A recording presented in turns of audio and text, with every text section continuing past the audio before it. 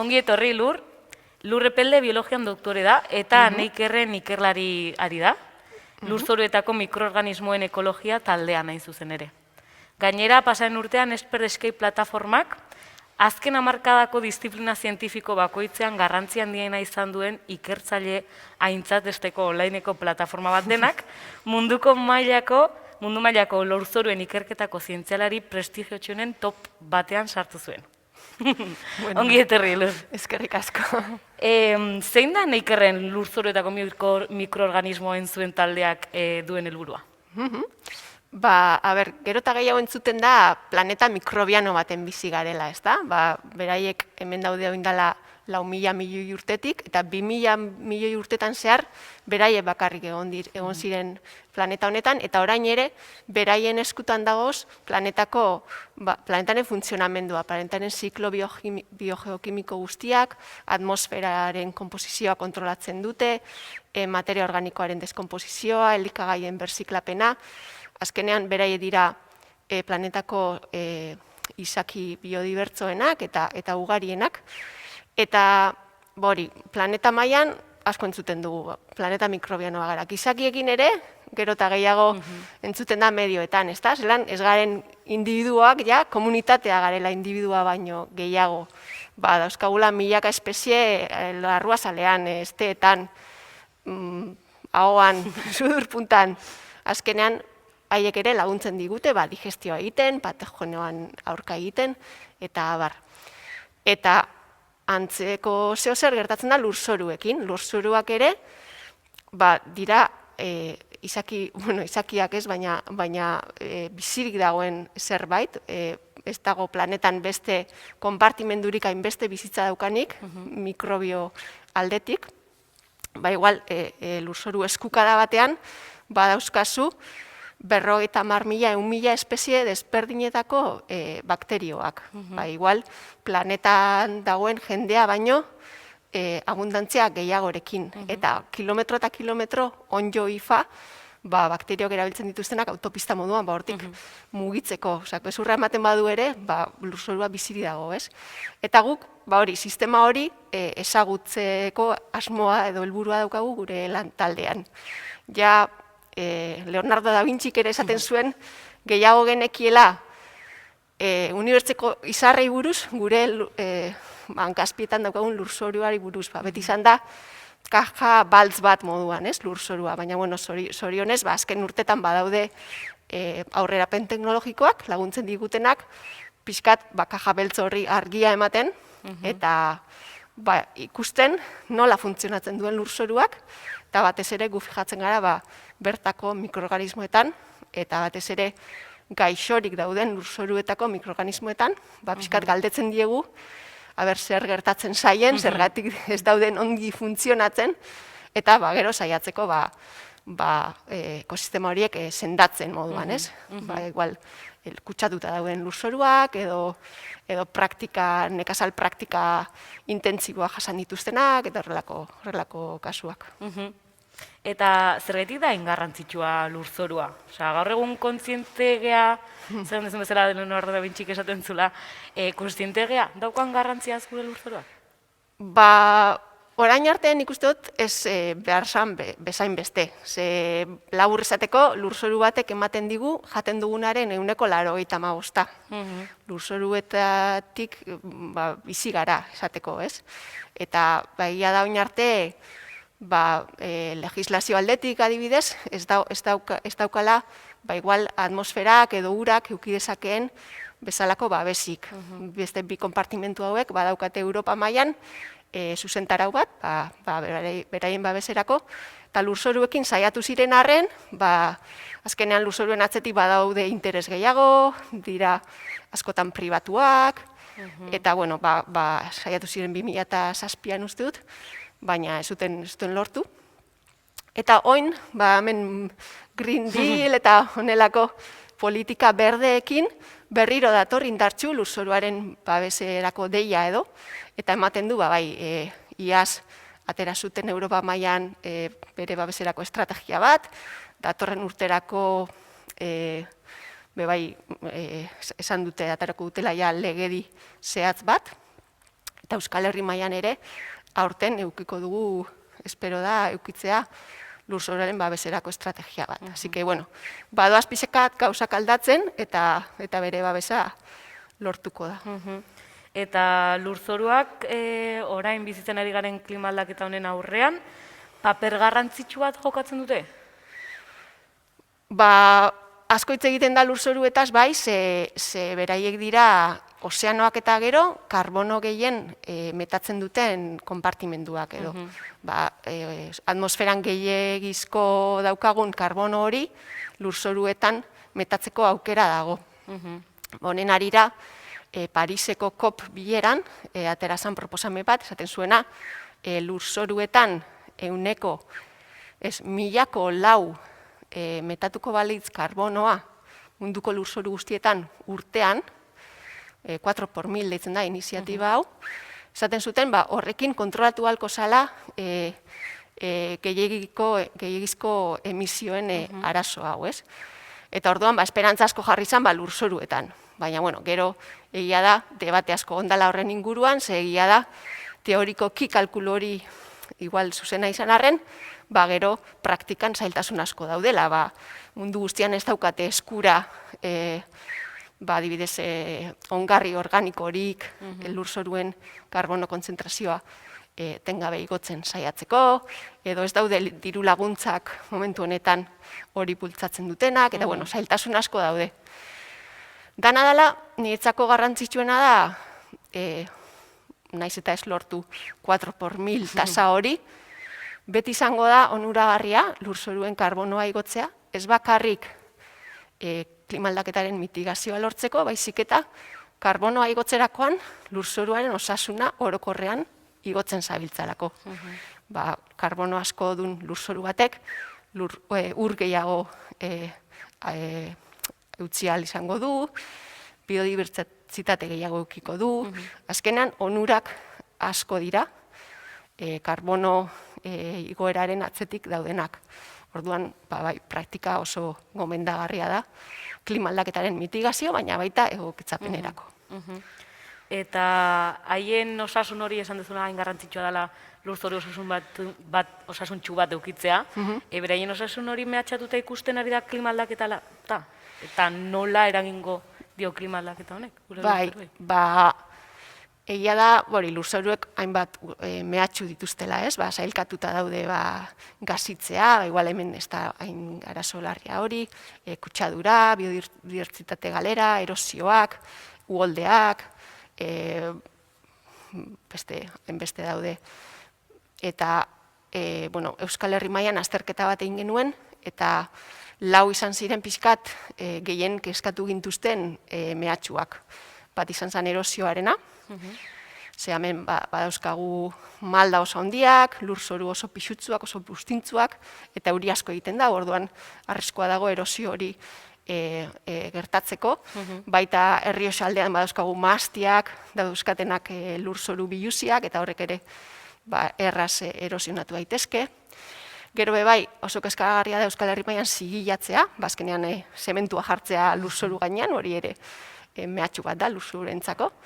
Eta hor, azkenean jende asko bizigaren ez leku txiki batean, euskagu Holanda edo Belgika bezalako zigilatze tasak nahiko altuak. Eta gero materia organikoa ere, esan dugu lehen, oso garrantzitsua dela materia organikoa lurzoruentzako, tendentzia bai da, gerota galera gehiago eukitzea lurzoruek materia organikoana. Eta azkenik biodibertsitatea guk gehien aztertzen duguna izan arren, ez dago oso aztertua Euskal Herri mailan, naiz eta beste herrialde batzutako azterketek esaten diguten, beherakada bortitza jasatzen ari dela, ez? Adibidez, Holandako ikerketa batean, ikusi zuten, zelan 20 urtetan, 175 jaitsi dela onjoen espezie kopurua. Orduan, mehatxu hauei guzti edo gehienei behintzat, klima aldaketak kalte egingo die. Azkenean, kaltea handiagoa izango da klima aldaketa gertatuko denez geroztik. Adibidez, materia organikoaren galeraren kontuarekin, gero eta temperatura altuagoa eukita, aktibitate biologikoa handituko denez, gehiago mineralizatuko da materia organikoa eta CO2 hori atmosferara joango da, materia organikoak are gehiago gutxituz. Gero, erosioaren eta lur jauzien arazoa, uri bortitzak gertatzen direnean, igo egingo da. Biodibertsitateak ere, beste perturbazio bat denez, temperaturak igotzearena eta galera gehiago eukiko ditu, orduan lurzoroak berez ditu mehatxu asko eta klimaldaketak areagotu egingo ditu. Bai, eta gero, esan dezun bezala, temperatura igoera honek ere ondorio batzuk ekarriko ditu, esan dezun bezala. Adibidez, euriteak aipatu ditugu, baina baita ere lehorteak. Eta uraren zikloaren parte oso garrantzitsu bat lurzoroan ematen da, lurzoroak uraren zikloaren parte garrantzitsu bat dira. Hidrologian, hau da, ziklonetan eragina edukiko du lurzoruak, eta zer gertatuko da lurrean eragin hauek, hau da, eurite eta uholde hauek, ohikoagoak baldin badira. Azkenean lurrak uranen zikloaren parte dira, filtro moduan jarduten dutelako eta baita buffer moduan, ez? Eta orokorrean guzti hau guztiz afektatuko da, eragin edukiko du aldaketa gertatzen direnean, euriten patroietan eta uholdeekin zehazki, egia da, direla mehatxu bat lurzoruentzako, baina dira oso fenomeno puntualak, eta eragin gehien aukiko dute usta zapustuko dutela, ez? Momentuan lurzoru horretan zegoen usta, ez dela bideragarria izango, baina lurzorua bera, igual ez da hain afektatua gertatuko. Ohituta daudelako, ibai ertzetako lurzoruak, noizan behin, uholdeak jasatera, eta egia esan, fertilizazio moduko bat ere ematen da uholde hauei esker. Egia da, gero ere, uholdoiek gero eta maizagoa baldin badira, lurzoru ohitu beharko dela hortara ere.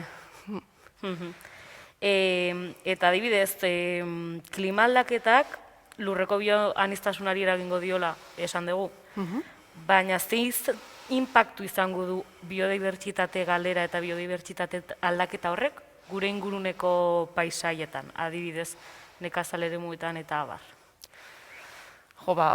Oso zaila da hori aurre ikustea, inpaktu aukiko duela seguru. Eta horri aurre egiteko zer da honena, gero eta biodibertsuagoa den sistema bat eukitzea, naiz eta klimaldaketak inpaktu bat eragin eta sensibleenak diren bi edo hiruak desagertuko diren, beste 7 eukitzea sistema martxan jarraitzeko, ez? Orain, adibidez, monokultiboekin edo sistema oso pobreekin dagoen arazoa zera da, hasieratik 3 badaude eta klimaldaketaren inpaktuekin, 3 joaten badira, orduan datorre arazo potoloa, ez? Eta orduan, esan dezu, aipatu dezu, gure jakien 90% baino gehiago lurzorutik datorrela. Bertako produktuei nola eragingo die honek? Nik uste dut, gero eta gehiago baloratuko ditugula bertako produktuak eta bertako produkzioa. Azkenean, Zelanda berritik kiwiak ekartzea edo Perutik esparragoak ekartzea, azkenean epe laburrera ez da izango biablea energetikoki eta ekonomikoki. Kostu itzelak edakartzelako. Eta gero eta gehiago baloratuko dugu hurbilean ekoitzi ahal izango ditugun eta autosufizientzia subiranotasun hori emango diguten elikagaiak. Horretarako bebai, garrantzitsua izango da gure lurzoruak, produzio hori ondo emateko, gure lurzoruak osasuntsu egotea, eta behar duten atentzio hori eskaintzea, adibidez, Neikerreko laborategian egiten dugun bezala, edo hemen Gipuzkoan Fraisoro ere badago laborategi bat, holako analiziak egiten dituena. Eta adibidez, Gipuzkoan oso ezaguna Tolosako azoka, larun batero egiten dana. Zerbait utziko dugu ikusteaz azoka honetako postuetan, klima egoera dalata? Jo, ez dakit. Gehiago ikusiko duguna, seguru, gurekin batera erostera etorriko dien gurekin batera bizitzera etorriko dien errefusiatu klimatikoak eukiko ditugula, ze guk gutxienez, badauzkagu erramintza batzuk egokitzeko klimaldaketara edo inpaktuak ez dira hain bortitzak izango, baina herrialde txiroetan argi dago, gaurdanik hasita kasu batzuetan ez direla gai inpaktu horrei aurre egiteko eta migratzera behartuak izango direla. Baina, produktuen inguruan, nik uste dut gehiago izango dela espezie edo aldaketa bat egotea, baizik eta erabiltzen ditugun espezietan selekzio bat egon beharko dela moldatzen diren barietateetara. Adibidez, izosteak egoten badira orain udaberrian, izosteetara gehiago aguantatzen duten barietateak, edo lehorteak gehiago aguantatzen duztenak, edo izurriteak gehiago ugarituko dira, izurrite horien aurrean resistente diren barietateak. Espezie aldaketa, nire aitak bere jubilazio planean landatu ditu 300 olibondo, hemen itxasoaren ondoan. Oraindik ez ditut ikusi azeituna asko, beraz esaten da hori. Klima aldaketarekin ikusiko duzu zelan lortzen dudan produkzioa. Momentuz ez du lortu. Ez dut uste horretara iritziko. Eta, animo zureitari, olibondoekin. Eta adibidez, lurraren erabilera egoki bat egitea, aipatu ez duen baino gehiagotan, nola egingo genuke adibidez, nekazaritzan, lur erabilera on hau eta erabilera oker batek edo mingarriago batek, askatu dezake lurzoruek gordeta daukaten karbon hori hain preziatu dana hor gordeta mantentzen dutena? Bai, dudari gabe, oso garrantzitsua da lurraren erabilera egokia. Adibidez, lurzorua biluzik eukitzeak denbora askoan, edo goldaketa gehiagizko bat egiteak, bai errazten du karbono hori, atmosferara igarotzea, ez? Eta badaude praktikak ezaguna dienak, laguntzen dutenak lurzoruaren osasunean, adibidez, lehen aipatu dituan, ongarriztatze organikoak, ximaurra, konposta erabiltzea, urrea bezalakoa da lurzoru batentzako. Edo lekaleak landatzea, edo asko bultzatzen ari dira baita agroforesteria deritzen praktikak, non zuhaitzak eta landareen ustak kombinatzen diren, orduan inoiz ez duzu lurzoru bat usta jasotzean, zuhaitzak hor geldituko dira ondino lur hori eusten, badaude praktika ezagunak, frogatuak, eta nik uste dut faktibleak aplikatzeko, klima aldaketaren aurrean egokitzen laguntzen dutenak, eta batez ere lurzoruan osasuna hobetzen laguntzen dutenak. Azkenan, nekazaritza intentsiboak hori egin izan du urte askotan, ez? Lurzorua soporte inerte bat moduan tratatu, eta etengabe sintesiko fertilizanteak eman, edo pestizida asko erabili, sortu litezken izurritei aurre egiteko, eta hori buelta eman behar diogu orain oso garestiak dira sintesiko produktu horiek, eta egin behar duguna da, soporte gutza izatetik lurzorua gure aliatu izatera bideratu, ez? Pixkat nekazaritza birsortzailearen printzipioa jarraituz, ze hori lurzoru osasuntzu batek, bera osasuntzu egoterakoan, gai da behar ditugun zerbitzu edo funtzio horiek berak eskaintzeko guri, egin batean behintzat. Adibidez, supresibitate deitzen dioten propietate batekin, lurzoru bat biodibertsoa bada, badauzka mekanismoak, datozen izurritei, erabatean aurre egiteko, ez? Hor badaude, hainbeste praktika, nik uste dut, nik igual teoria aldetik lantzen ditut gehiago, gero, lan egin beharko litzateke, benetan lurrean lanean da bizen nekazariekin, eta beraiek ere bere ezagutza daukate, eta guztien artean eraiki beharreko zerbait izan beharko litzateke, baina badagoela, Badakigula noruntz joan behar dugun, eta hasi behar garela norabide horretan lanean. Eta ari gara, norabide horretan lanean, zerbait egiten ari gara? Jo, momentuz ni bai, badakigu noruntz joan behar gazen, eta egiten dira planak, eta hitz egiten da asko, eta bai, 2030erako egingo dugu, 2050erako ere egingo dugu ez dakizen bat, baina uste dut momentua dela hitzetatik ekintzetara pasatzeko, ez? Ja, hori, azken orain dela gutxi atera da IPCC-ko azken txostena, eta saltzen dutena oso gordina da. Azkenean evidentziak badaude soberan, gertatzen ari dana asaltzen dutenak, eta oin egin behar dana da, ekonomia deskarbonizatu azken finean, ez? Emisioak drastikoki murriztu. Eta horrek, bai, dan hori eragingo digu, baina ez dago beste biderik. Orduan, zer da egin dezakeguna? Nik uste dut egin aldan guztia egin behar dela, ez?